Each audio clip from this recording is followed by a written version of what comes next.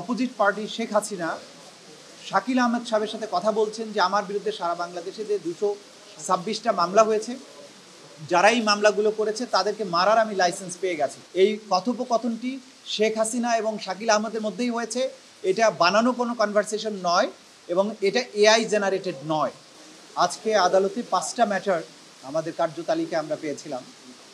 তার মধ্যে পঞ্চম যেটা হয়েছে সেটা দিয়ে শুরু করতে চাই যে আমাদের আন্তর্জাতিক অপরাধ ট্রাইব্যুনালের তদন্ত সংস্থার পক্ষ থেকে আমাদের কাছে একটা আবেদন পাঠানো হয় যে তারা তদন্তকালে সোশ্যাল মিডিয়া এবং সাধারণ গণমাধ্যমে তারা একটি তথ্য পান যে এই ট্রাইব্যুনালে একজন আসামি অভিযুক্ত শেখ হাসিনা এবং আরও একজন গাইবান্ধার আওয়ামী লীগ নেতা শাকিল আহমেদ, তাদের মধ্যে একটা কনভারসেশন হয়েছে টেলিফোনে, যেটা সামাজিক যোগাযোগ মাধ্যমে প্রথমে ভাইরাল হয়।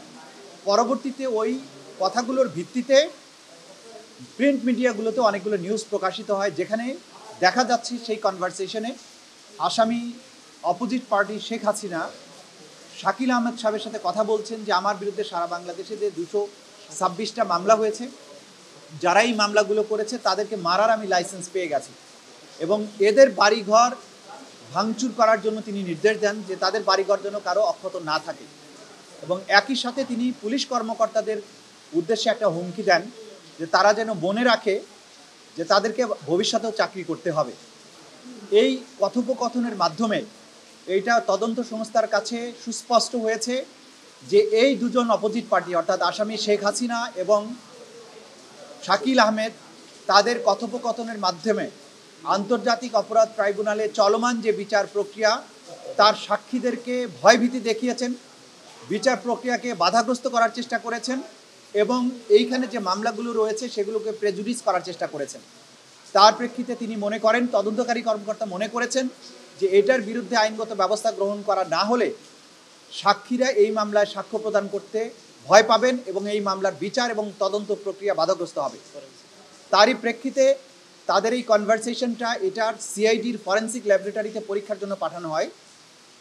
পরীক্ষা করে সিআইডি মতামত দেয় যে এই কথোপকথনটি শেখ হাসিনা এবং শাকিল আহমেদের মধ্যেই হয়েছে, এটা বানানো কোনো কনভারসেশন নয় এবং এটা এআই জেনারেটেড নয়। তার প্রেক্ষিতেই আমরা আজকে আদালতের কাছে 11-4 ধারা অনুযায়ী আবেদন করেছিলাম তাদের বিরুদ্ধে কন্টেম্প্ট প্রসিডিংস ড্র করার জন্য বা শাস্তিমূলক ব্যবস্থা গ্রহণের জন্য। আদালত আমাদেরকে এটা শুনেছেন। শোনার পরে এই দুজনের বিরুদ্ধে অর্থাৎ শেখ হাসিনা এবং শাকিল আহমেদের বিরুদ্ধে 11-4 ধারা অনুযায়ী কন্টেম্প্টের নোটিশ ইস্যু করেছেন। আগামী 15ই মে অথবা তার পূর্বে তাদেরকে সশরীরে অথবা আইনজীবীর মাধ্যমে আদালতে তাদের এই কনভারসেশনের ব্যাপারে তাদের যে কন্ডাক্ট সেগুলোর ব্যাখ্যা দেওয়ার জন্য আদালত নির্দেশ দিয়েছেন। 15 তারিখে এই বিষয়ে পরবর্তী আদেশের জন্য দিন ধার্য আছে। সেই দিন যদি তারা তাদের জবাব দাখিল করেন তার প্রেক্ষিতে ট্রাইব্যুনাল পরবর্তী কার্যধারা গ্রহণ করবে।